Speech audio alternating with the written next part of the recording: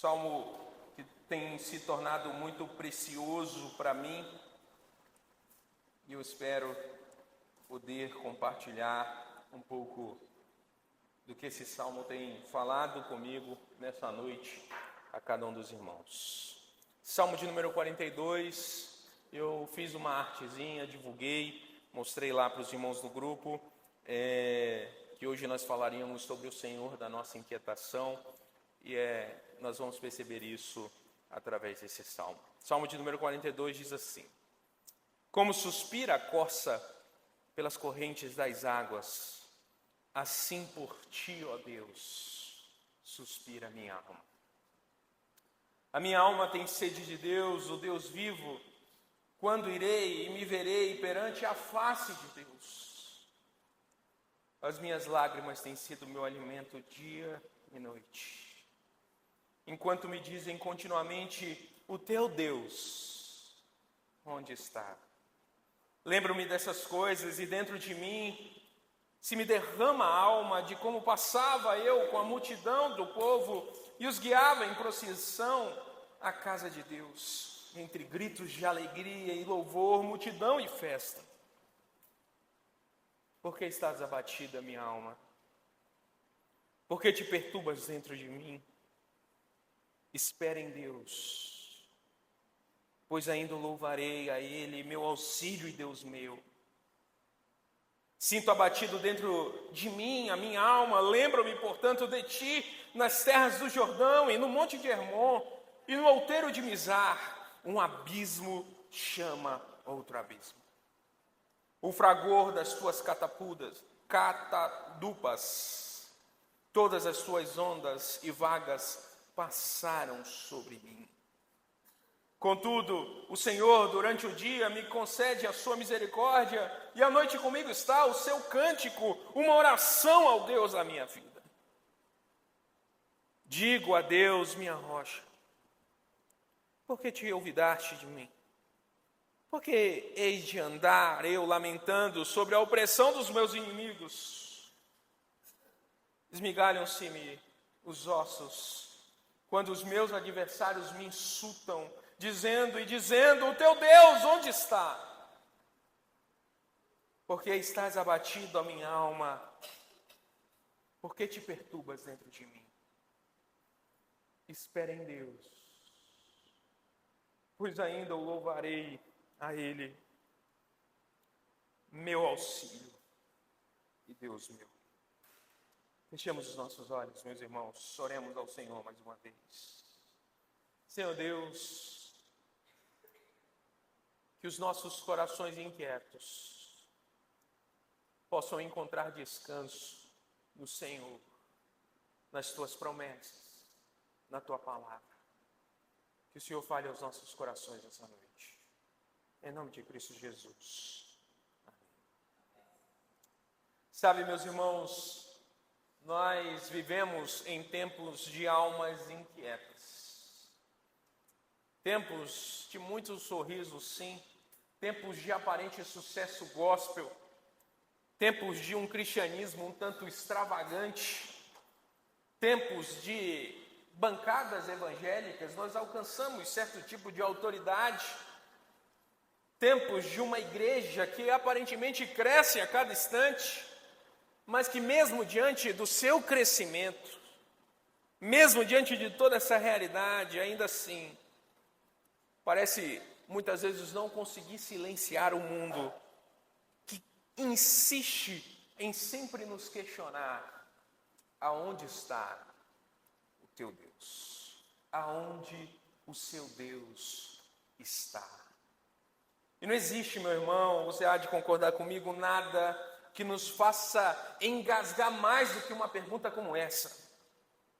Não existe nada que atormente mais o coração de um crente, a mente de alguém que segue ao nosso Deus, do que alguém diante das fatalidades do mundo, da vida, diante das coisas incontroláveis, diante do caos, diante da culpa que muitas vezes nós sentimos, nos questionando diante de toda essa realidade, aonde o seu Deus está?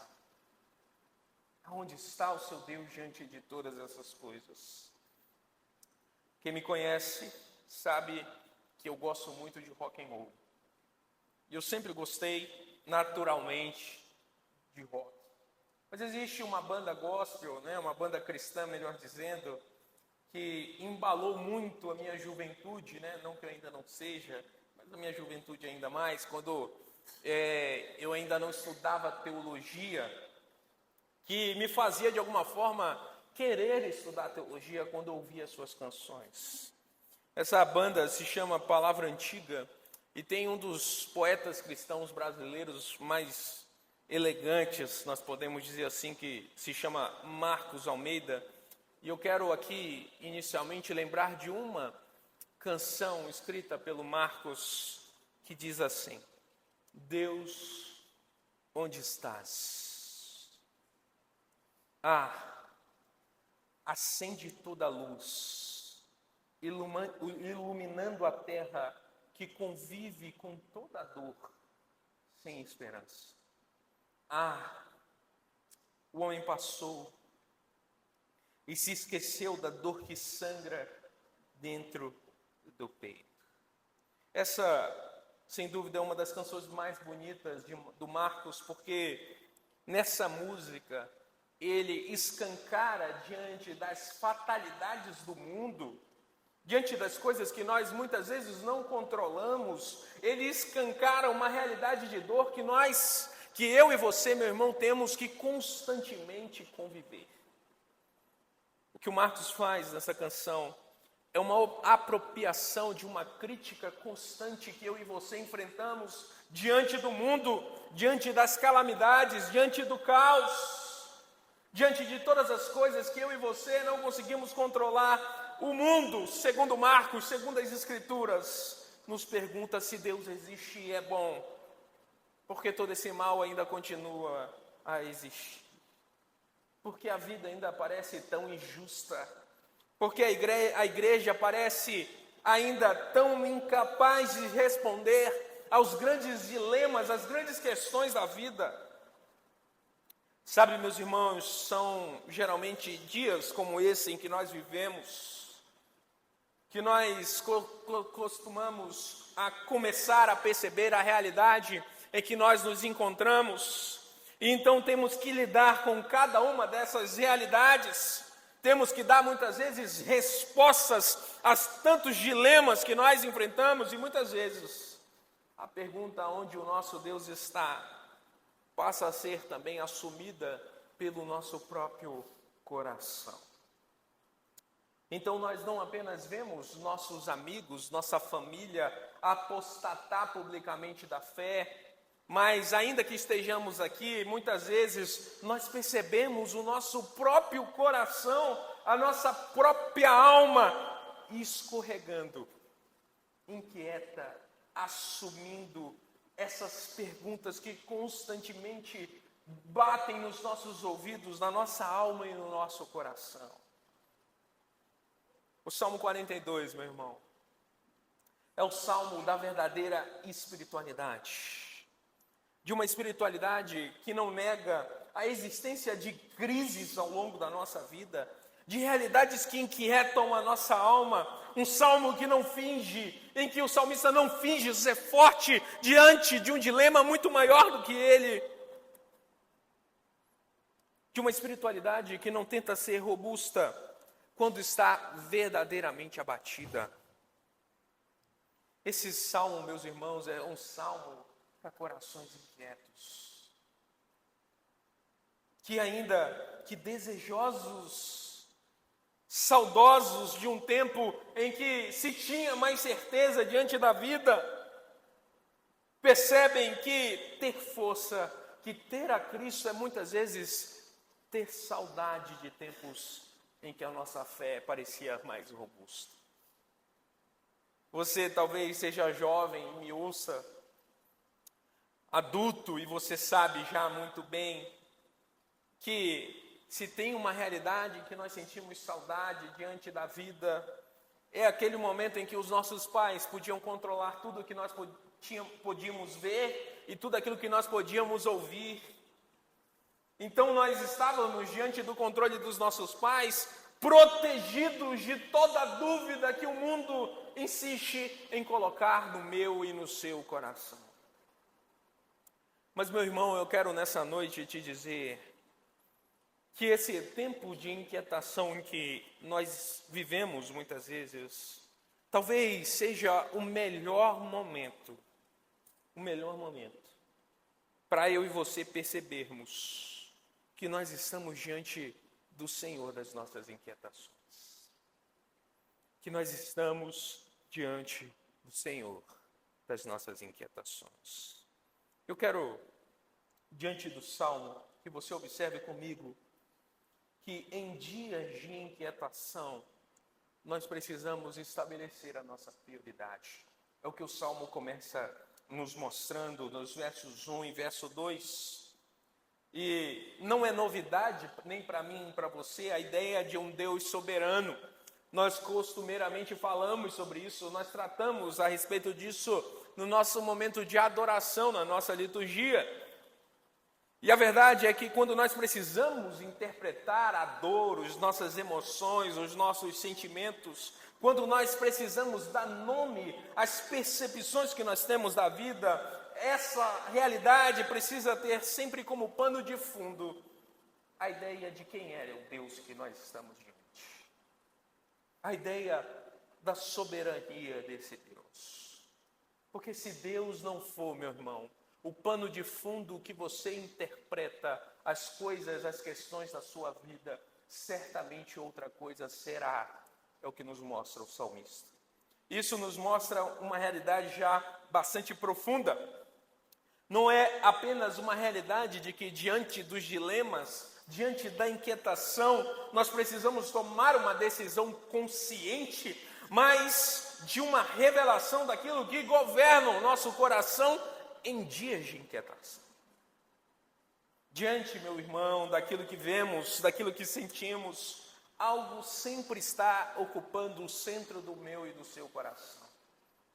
A primeira imagem do salmista, vocês podem observar comigo, é a imagem de um animal sedento. O anseio da coça aqui, meu irmão, é a pintura de um coração que necessariamente vai desejar alguma coisa. E talvez aqui eu tenha o dever de lembrar aos irmãos que Deus colocou nos nossos corações um profundo desejo. Mas o que o salmista está nos mostrando é que o desejo do nosso coração, ele não nasce nas circunstâncias que nós enfrentamos na nossa vida. Na verdade, as circunstâncias revelam o desejo do nosso coração. A inquietação, meu irmão, não cria os nossos desejos, não cria as nossas inclinações. A inquietação apenas expõe aquilo que já governa a nossa vida, aquilo que já governa o nosso coração. É exatamente essa realidade que nós percebemos em todo o texto bíblico. Se os irmãos lembrarem comigo, Jesus lá no Evangelho de Marcos, quando se depara com religiosos, e aqueles religiosos estavam diante de Jesus condenando tudo que era externo, alimentos, as práticas, como se essas coisas externas ao coração fossem a verdadeira causa da falha espiritual do homem. Então Jesus olha para essas pessoas, para esses religiosos, responde dizendo que o nosso problema nunca esteve fora de nós. Marcos capítulo 7, verso 21, Jesus vai dizer: porque dentro do coração dos homens é que procedem os maus desígnios. O que eu quero te dizer, meu irmão, é que não é que o que acontece com você o grande problema. O grande problema é o que sai de você. Um autor que eu gosto muito, chamado Tim Keller, em uma das suas obras mais famosas, intitulada Deuses Falsos, os nossos jovens estudaram aqui, não lembro se foi ano passado ou retrasado, mas nessa obra ele mostra com muita clareza que o problema nunca foi as circunstâncias nas quais Deus nos coloca, o problema sempre foi o nosso coração, que transforma cada uma dessas circunstâncias em nossos próprios deuses. Nós estamos, meu irmão, diante de um Deus que muitas vezes nos conduz soberanamente à inquietação. Você há de lembrar comigo que ele fez isso com Abraão, sem nenhum tipo de aviso, sem nenhum tipo de preparo, sem nenhum tipo de explicação de Deus. E eu quero que você imagine, pai e mãe,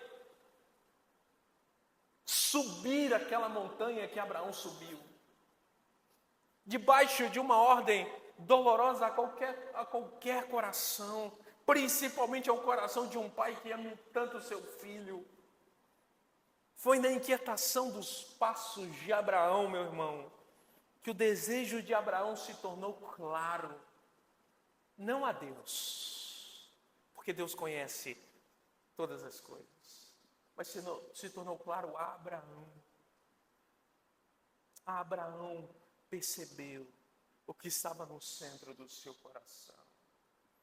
A inquietação revelou quem de fato ocupava o lugar mais central do seu ser. É exatamente, meu irmão, nesse lugar que o salmista se encontra.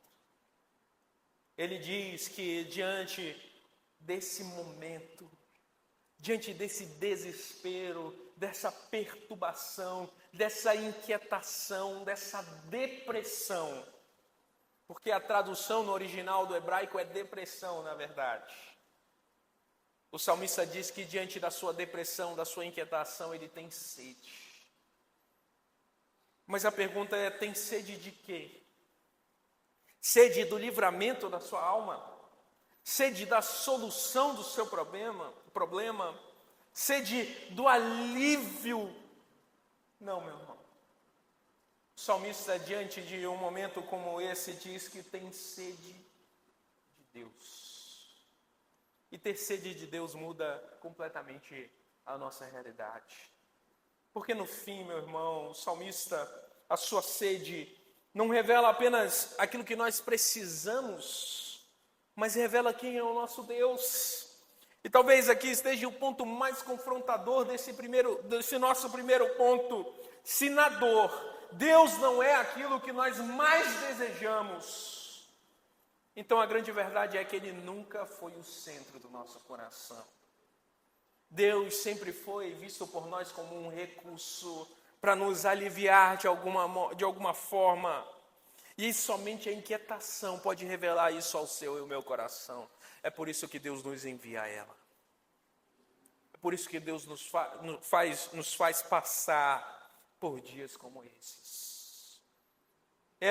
A inquietação, é aquilo que o C.S. Lewis, no seu melhor livro para mim, chamado O Problema do Sofrimento, chamou de megafone.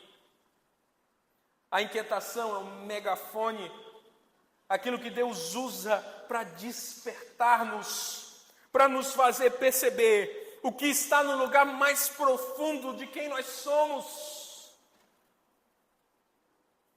O que eu quero te dizer, meu irmão, é que Deus, em seus decretos eternos, em sua providência, como diz a nossa confissão de fé, não te colocou no turbilhão que você está vivendo nesses dias, não te colocou nessa família, não te colocou nessa roda de amigos, não te colocou nesse trabalho, não te fez nascer com essas limitações, com essas lutas por acaso. Deus planejou cada um desses detalhes. O ponto de que um teólogo sistemático muito importante chamado Herman Bavinck, que disse que saúde e doença, riqueza e pobreza, todas as coisas não nos vêm por acaso, mas da mão paternal do Senhor. Mão paternal do Senhor. John Piper, um homem capaz de dizer que nós jamais poderíamos desperdiçar o nosso câncer, no seu livro chamado Providência, ele diz assim: Deus revelou a sua soberania intencional, a fim de colocar lastro no assolado barco da fé humana, vigor na coragem humana, alegria nos gemidos de aflição, ou seja, meu irmão, aquilo que parece nos afundar, Deus está usando para revelar, para afirmar aquilo que é verdadeiramente essencial para vivermos. Isso não é apenas revelação de Deus, isso é Deus formando o caráter do seu povo. Afinal, não há como aprender a verdade, não há como aprender de verdade a confiar em Deus, até, meu irmão, que eu e você começamos a afundar nas águas. Deus nos mostra que é necessário uma ameaça de afogamento, para que então eu e você percebamos que o que nós precisamos de fato é das suas mãos paternais. É na inquietação, meu irmão, que a nossa fé deixa de ser um discurso. É na inquietação, meu irmão, que a nossa fé deixa de ser palavras vãs e se torna de fato dependência desse Deus.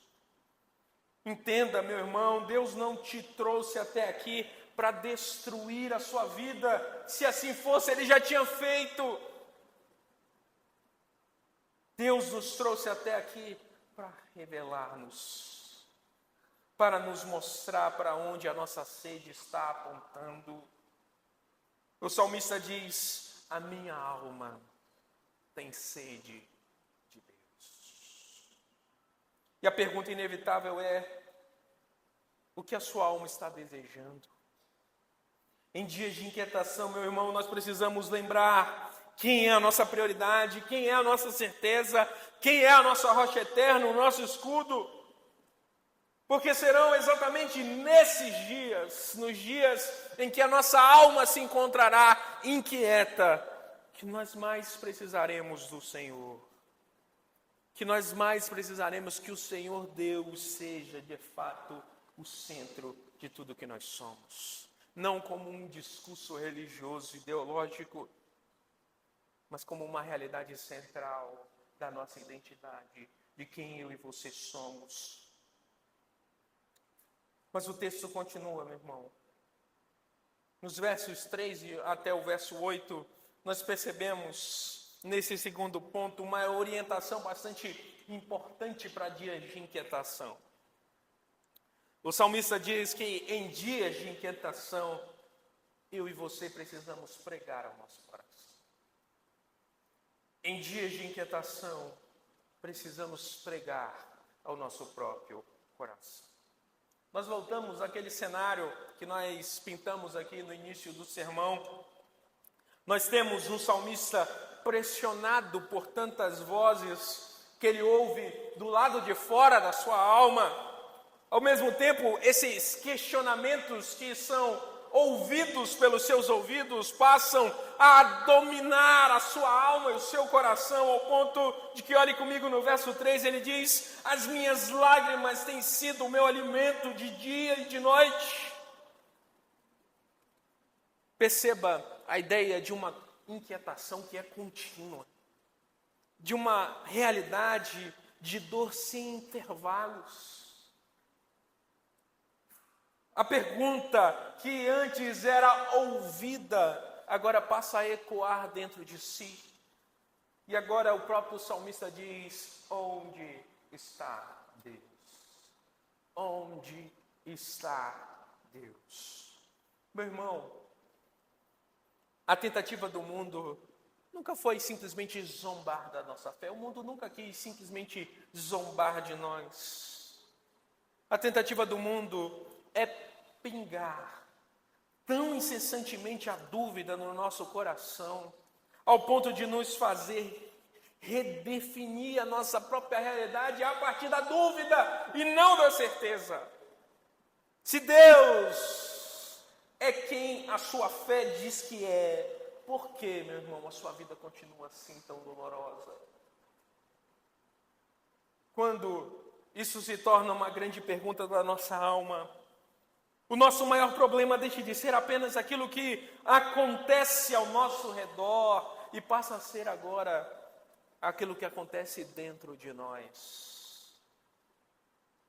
É exatamente por isso que as nossas dores muitas vezes se multiplicam, se intensificam.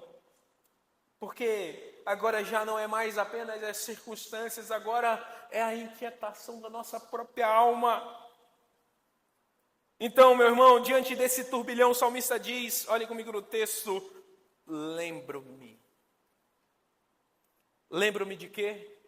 Ele diz, do culto. Lembro-me da comunhão. Lembro-me da presença de Deus mediada. Isso é extremamente importante para mim e para você, meu irmão. Principalmente em dias de inquietação. Porque nos faz questionar do que nós nos lembraremos em dias como esse.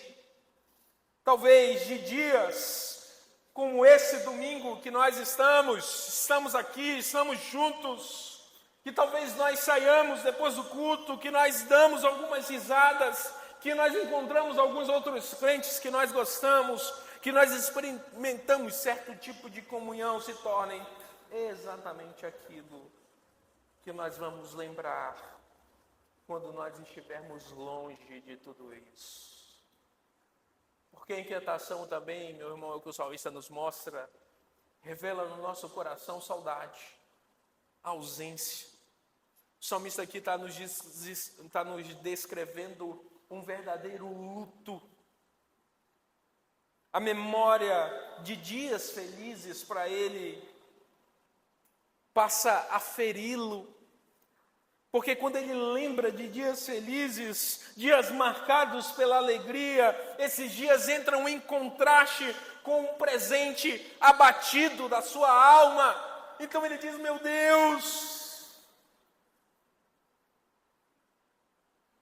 como eu cheguei até aqui? Então surge em nós a pergunta, o que nós faremos diante dessas lembranças? O que nós faremos diante dessas dores? O que nós faremos diante de dia de inquietação? O salmista nos orienta, meus irmãos, e eu quero que você preste atenção nisso. Em dias de inquietação, pregue a sua alma. Pregue ao seu coração. O texto faz uma pergunta, o salmista faz uma pergunta no texto dizendo, por que estás abatido, a minha alma? Perceba que até esse momento ele era alguém levado pelas suas emoções, pelas suas inquietações, mas agora diante dessa realidade ele passa a reagir, passa a falar consigo mesmo. Meu irmão, eu quero te dizer que o grande perigo de dias de luta, de dias de tempestades, de dias de inquietação, não é somente a dor que nós sentimos em dias como esse. O grande perigo é que isso nos faça permanecer passivos. Que isso nos cale.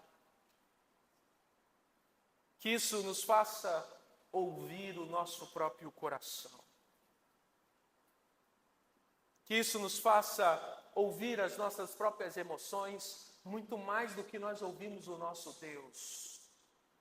E você sabe, tanto quanto eu, que o seu coração e o meu são corruptos, são enganosos. Então você entende que não pode simplesmente ceder ao que o seu coração diz a você. Que você não pode simplesmente ceder àquilo que as suas emoções dizem a você. E é exatamente por isso que o salmista interrompe a fala do seu próprio coração, confronta ele mesmo dizendo, olha coração, olha alma, espere em Deus. Esperar em Deus, meu irmão, é reagir deliberadamente por meio da fé. Esperar em Deus é pregar a sua própria alma. E talvez aqui esteja uma verdade que nós negligenciamos demais na vida cristã. Nós fomos ensinados a ouvir sermões. Nós fomos ensinados a evangelizar os outros. Mas muitas vezes eu e você esquecemos que o próprio Deus nos colocará em dias em que eu e você precisaremos pregar esse evangelho ao nosso próprio coração. Richard Baxter, um puritano, dizia que antes de despertar os outros, eu e você precisamos despertar o nosso próprio coração. Porque existem dias, meu irmão, que ninguém mais será capaz de fazer isso. Existem dias que somente você, diante da sua luta, diante de quem você é, somente você poderá falar mais alto do que a sua própria alma. Somente você precisará aplicar as verdades que você aprendeu aqui em dias como esse. John Bunyan, um outro puritano, dizia que pregava essencialmente aquilo que sentia profundamente. E talvez seja exatamente isso que o salmista esteja nos dizendo aqui, fazendo diante de nós.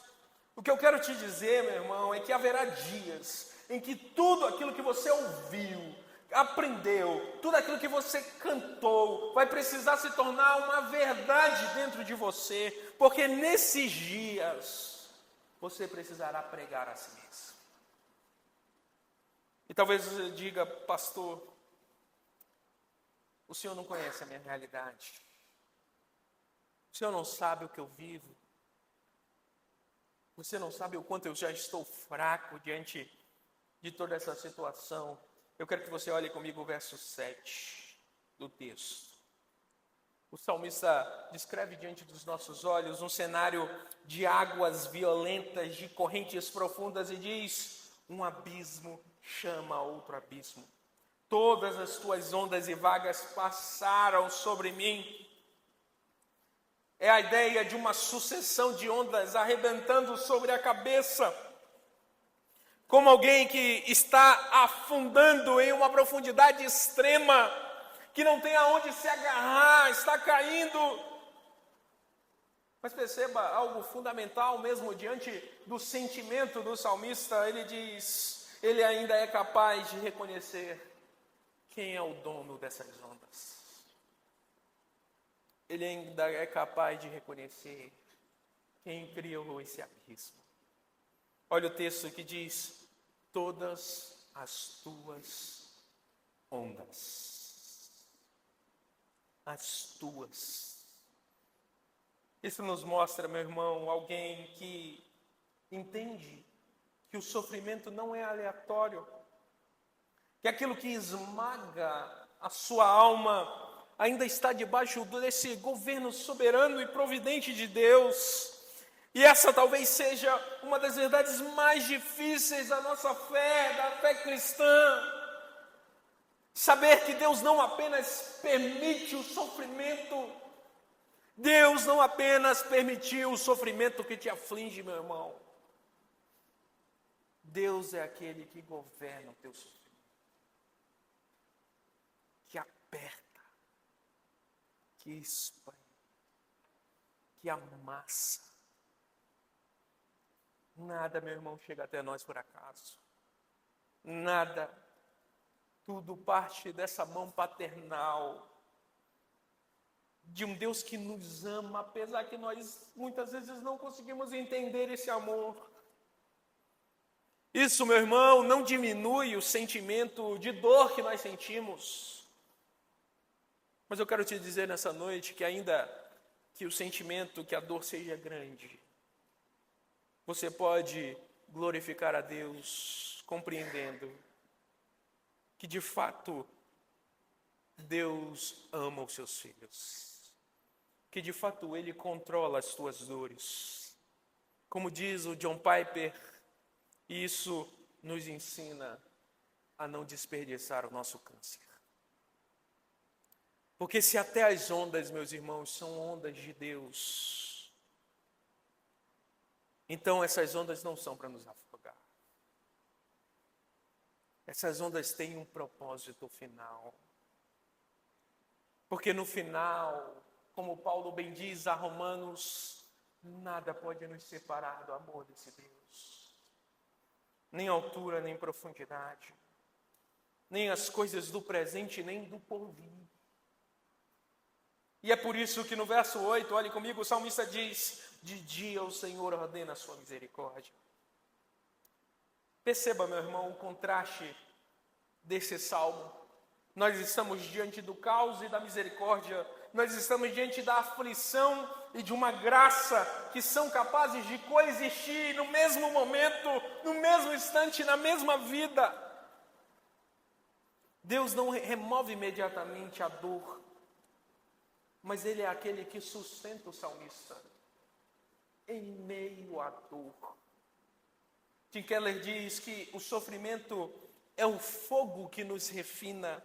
Aquilo que parece nos afundar está sendo usado pela destra do Senhor para firmar as nossas vidas. Então, meu irmão, em dias de inquietação não basta sentir.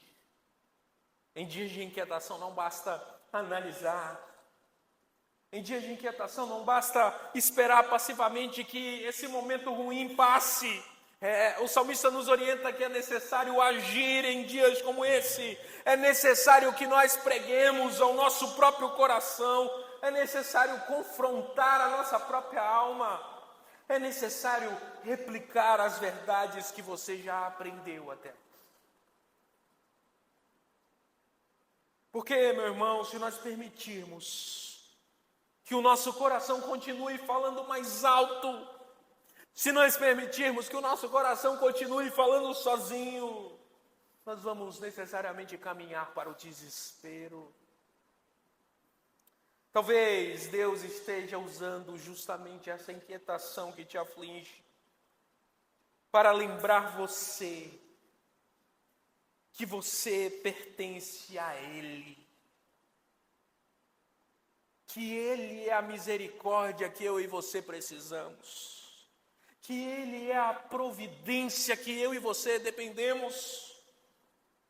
Talvez, meu irmão, Deus esteja nos conduzindo em dias como esse, dias de inquietação, para que eu e você possamos pregar ao nosso próprio coração, dizendo: coração, é inútil levantar bem cedo de madrugada a trabalhar, se a esse Deus trabalha por aqueles que nele esperem, se Ele dá aos seus amados enquanto dormem.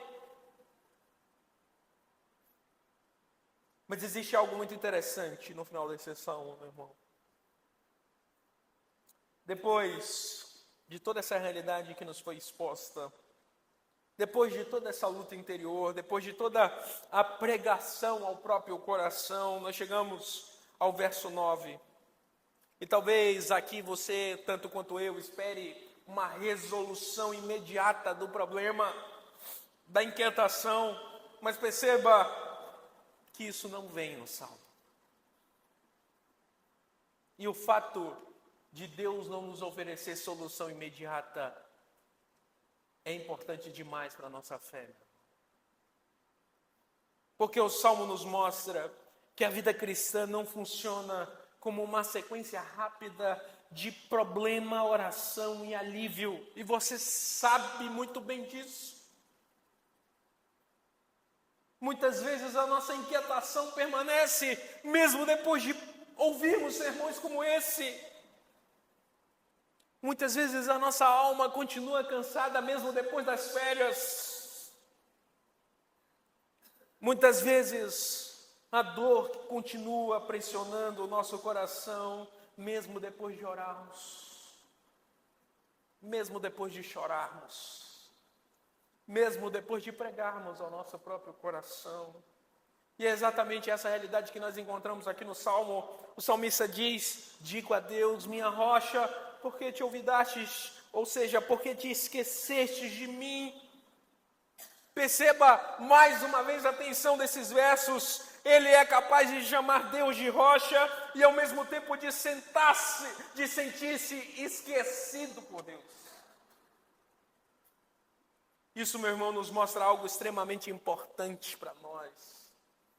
E se eu pudesse ensinar a você, se eu pudesse ensinar a mim mesmo, o Salmo nos expõe a realidade de que fé e inquietação podem existir ao mesmo tempo.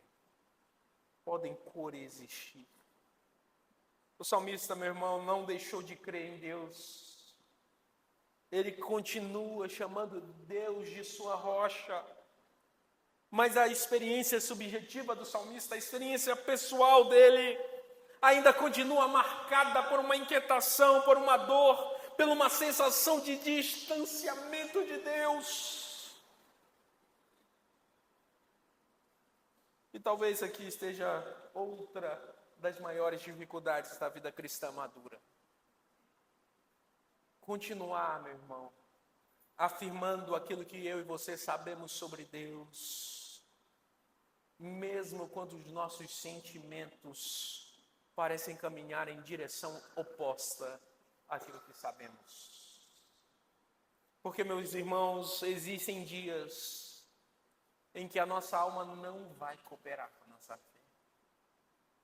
Existem dias em que você conhece a verdade, mas ainda não consegue senti-la. Não mais da mesma maneira que você já sentiu um dia. E perceba que isso parece se intensificar ainda mais no verso 10, quando o salmista diz: esmagam-se-me os ossos, quando os meus adversários me insultam, dizendo, onde está o teu Deus? Perceba, meu irmão, que a inquietação do lado de fora não mudou. A pergunta do mundo, o questionamento do mundo a respeito da nossa fé continua o mesmo. Os inimigos continuam falando, a pressão continua existindo, a dor continua acontecendo. O salmista ainda está cercado pela mesma realidade que perturbava o seu coração no começo do salmo, quando está finalizando a sua escrita. Isso nos ensina que a perseverança da fé não acontece quando tudo melhora nas nossas vidas. A perseverança na fé acontece quando, mesmo sem melhora imediata, nós continuamos a pregar o nosso coração. Nós continuamos a nos expor às verdades de Deus. É por isso que o verso 11, que é o refrão do salmo, repete mais uma vez dizendo: por que estás abatida, minha alma? Por que te perturbas dentro de mim? Espera em Deus. Perceba que ele repete exatamente aquilo que ele havia dito antes. Porque a repetição, meu irmão, revela que a inquietação não terminou. Mas revela também que a sua pregação não terminou, não cessou. E talvez aqui esteja uma das maiores lições, das lições mais importantes que nós temos nesse salmo. Se a inquietação, meu irmão, permanecer na sua vida, a pregação também precisa permanecer. Se a inquietação permanecer na sua vida, você não pode parar de pregar ao seu coração. Nós vivemos em uma geração que acredita que perseverança depende de se sentir motivado o tempo inteiro. Mas o Salmo nos mostra uma espiritualidade muito mais profunda do que isso. Uma espiritualidade que entende que haverá dias, meus irmãos, haverá dias em que a esperança vai precisar ser repetida por nós inúmeras vezes, incontáveis vezes. O salmista continua dizendo: espera em Deus. E perceba, meu irmão, o salmista em nenhum momento aqui ele nega a sua dor. Ele não está fingindo que está tudo bem, como muitas vezes nós gostamos de fingir. Ele está lutando com todas as suas forças para permanecer firme no Senhor diante da sua dor. Isso é perseverança cristã, meu irmão. Perseverança cristã não é a ausência de lutas nas nossas vidas, não é uma estabilidade emocional constante, não é uma vida sem lágrimas. Perseverança cristã é continuar se voltando às verdades de Deus, mesmo quando a sua alma insistir em caminhar em desespero. E talvez seja exatamente isso que Jesus quis nos ensinar quando ele disse: no mundo tereis aflições. Cristo nunca nos prometeu, meu irmão, uma vida de ausência de inquietação. Mas louvado seja Deus, porque Cristo não finaliza o seu ensino apenas com essa frase. Ele diz: tem de bom ânimo, eu venci o mundo. Perceba, meu irmão, o bom ânimo não nasce da ausência do nosso sofrimento. O bom ânimo nasce da certeza de que Cristo Jesus venceu tudo aquilo que nos fere hoje. Ele levou sobre si, de fato, todas as nossas dores. E é por isso, meu irmão, que a esperança do salmista aponta para algo muito maior do que ele mesmo. Quando ele diz no Salmo, eu ainda o louvarei, o salmista está nos dizendo, nos ensinando a olhar para frente. Ele está dizendo que a inquietação, ainda que seja dolorosa, ela nunca será a palavra final nas nossas vidas. Porque a nossa esperança não está no fato de que a nossa vida diante do nosso clamor a Deus será imediatamente leve. A nossa esperança está no fato de que Deus está soberanamente, providencialmente, conduzindo cada uma das nossas inquietações, conduzindo cada uma delas para um fim que muitas vezes eu e você ainda não enxergamos, mas que nós precisamos crer. Por isso, meus irmãos, em dias de inquietação, eu e você precisamos perseverar na pregação.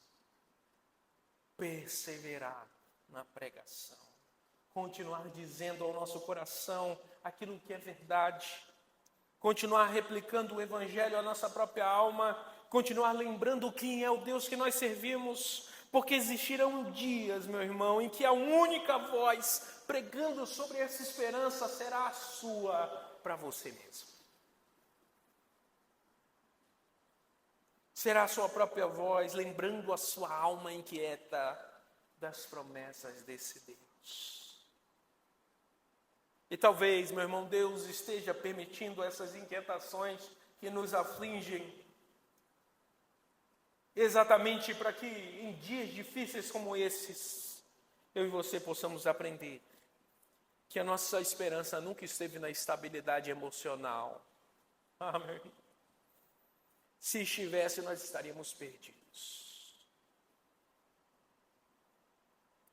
A nossa esperança sempre esteve na fidelidade do nosso Deus. Aquele que prometeu é fiel para cumprir.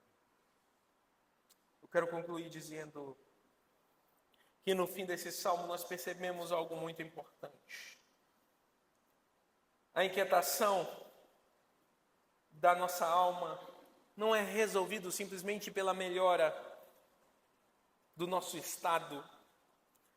O salmista termina o salmo lutando, meus irmãos, pregando ao seu próprio coração, esperando em Deus, e talvez isso seja extremamente necessário para eu e você ouvirmos nessa noite. Porque nós vivemos uma geração que busca descanso em tantas coisas: desempenho, aprovação, relacionamentos, família, distração, controle. Mas você sabe tanto quanto eu que nenhuma dessas coisas é capaz de sustentar a tua alma. Principalmente quando eu e você começamos a desabar. O Salmo 42, meu irmão, nos mostra o coração humano, que o coração humano foi feito para algo muito maior do que nós mesmos, muito maior do que os nossos afetos. Foi feito para Deus. Eu e você fomos feitos para Deus. Mas eu quero te lembrar nessa noite que esse Deus desceu. Que esse Deus foi homem como eu e você. Que esse Deus levou as minhas e as suas dores. Jesus, meu irmão, entrou no lugar mais profundo da nossa inquietação. Ele entrou no abismo mais profundo da nossa alma. Jesus conhece a dor, Ele conhece o abandono, Ele conhece a angústia, Ele conhece o peso da nossa alma. No Getsêmani, meu irmão, Cristo experimentou uma tristeza tão profunda, ao ponto dele dizer: a minha alma está profundamente triste até a morte. Na cruz, meu irmão, Cristo entrou nas nossas vidas, na nossa experiência, de maneira extrema. Experimentou o verdadeiro abandono, ao ponto de clamar: Deus meu, por que me desamparastes? Esse era o sentimento de Jesus. Cristo não observa, meu irmão, a nossa inquietação de longe. Cristo entra nas nossas vidas. Cristo fez isso para que mesmo em dias em que a nossa alma estiver abatida, eu e você jamais seremos abandonados. É por isso que a nossa esperança não está na estabilidade das nossas emoções. A nossa esperança está na fidelidade do amor do nosso Deus em Cristo Jesus. Haverá dias, meu irmão, que a minha alma oscilará, que a sua alma oscilará. Haverá dias em que eu e você vamos precisar pregar a nossa própria alma. Haverá dias em que eu e você precisaremos insistir na pregação, ainda que não vejamos fim. Mas ainda assim, Cristo continuará sendo a nossa rocha, o nosso Deus. E é exatamente por isso que eu quero encerrar a minha fala nessa noite te dizendo: espere em Deus.